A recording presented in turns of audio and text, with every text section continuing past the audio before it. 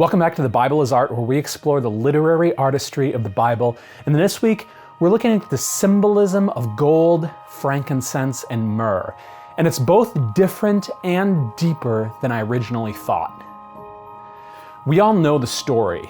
Jesus is born, and wise men come and bring 3 gifts to Jesus: gold, frankincense, and myrrh. But the question I want to explore is why 3 gifts, and why these gifts? As always in the Bible, if you're trying to understand something, the answer is often found in something that came before. And gold, frankincense, and myrrh have all appeared in the Bible before. And while these different things occur in different places in the Old Testament, they only occur together in one place: the tabernacle and temple. Now, gold was the characteristic material in the Holy of Holies. That's the inner part of the tabernacle and temple. The Ark of the Covenant was made of solid gold, which was in there, and the room was overlaid with gold. Frankincense was used in the offerings, the sacrifices, specifically the grain, or what's also called the gift offering. And these offerings only happen at the temple in the first section or courtyard of the temple. Myrrh was used as the first ingredient in the mixture that was burned in the altar of incense by the priests in the holy place, that second room.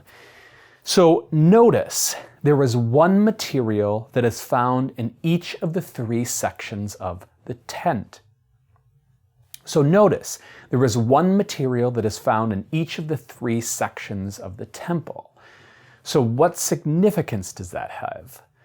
Well, there's one more text or group of texts that we have to bring in. There are a set of texts that talk about in the future the nations of the world will bring gifts to Jerusalem and to her king. So Psalm 72 talks about Israel's king and says, "May the kings of Tarshish and the coastlands render him tribute.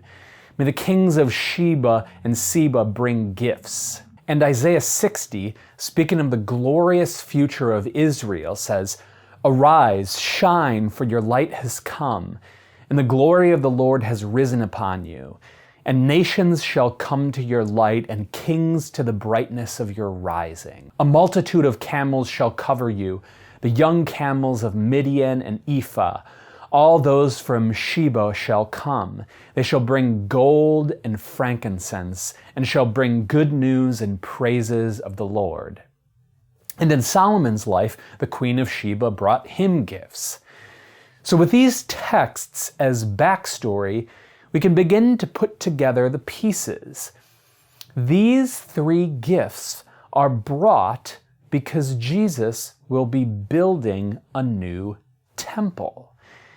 It's not surprising that later in the gospel, he will cleanse the temple and foretell its destruction.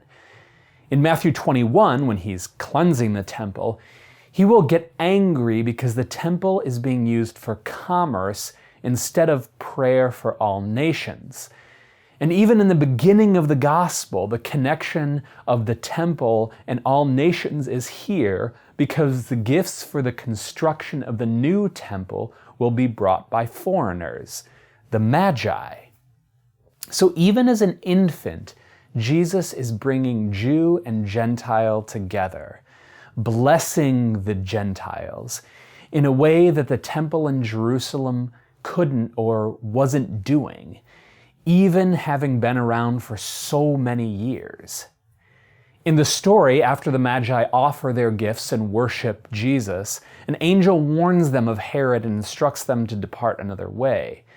That is, after they offer their sacrifices at or for the temple, the new temple, God responds by protecting them.